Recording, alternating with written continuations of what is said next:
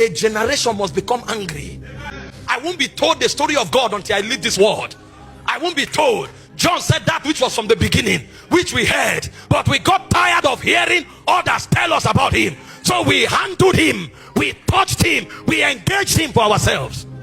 A point must come as a Christian. Thank God for my pastor. He's a good preacher, but I must find this God for myself. I must touch him for myself. I must hear him for myself. I'm tired of a prophet telling me, thus hear the Lord. Let a prophet tell me what God told me. The voice of a prophet should become a confirmation. I will hear him for myself. We keep shouting fake prophet, fake prophet. The reason they are fake prophets is because they are fake Christians. How many prophets do you see lying in ministers' conference? They know they can't lie there. All of us engage God. The reason a fake prophet can come lie to people is because he knows they don't care about God. They care about what God gives. If a prophet meets those who care about God, he knows he can't lie. Because when you talk, we will tell you, which source are you communicating from? We know that frequency. We too can tune into that antenna. What frequency are you operating for? Which God is saying what you are saying? And you will discover that when genuine Christians rise, the fake prophets will stop.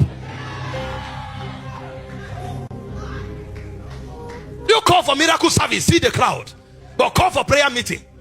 Is that a generation that won't have fake prophets?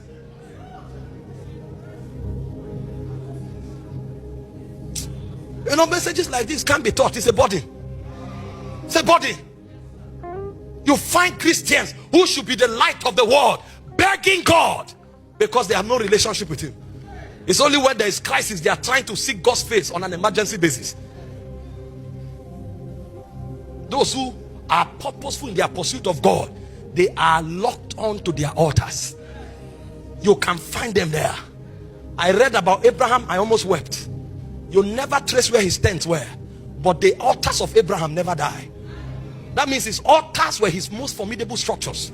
The tent can get lost, but the altar remains, so that many generations can come back and they find the altar. Imagine what will happen if our children come back and they can trace the altars where we prayed. Even when the house is old, when they enter the room where you encounter God, the pillar of his presence will still be standing, and the God of the fathers will become the God of the children. No heritage in the spirit, because we don't have people who seek God with purpose. Number 3, what does it mean to seek God with purpose? Commitment to the study of the word. You want to find out how God thinks. You want to find out what God says concerning situations. It's so pathetic in our generation that even areas where we have crisis, we can't trace God's thought on the matter. You ask a young man, you ask a young woman, he or she wants to get married. What did God say about marriage? He knows nothing. Meanwhile, this thing is written in black and white, but he can't find it because he doesn't care what God says. Most of us have read many books, but the Bible, no. So we know what the philosophers of the world have said, but we don't know what our God said or is saying, because we are not seekers of God. This is why I pity people when they begin all this new creation stuff, raising weak Christians that have no standing in the spirit. In 1 Timothy chapter 4 verse 13, it says, until I come, give attendance to reading, to exhortation, and to doctrine. Give attendance. Give attendance. Verse 15, it says, give thyself wholly to these things, that thy profiting may be made manifest to all. Give attendance. Where is the generation that we give attendance?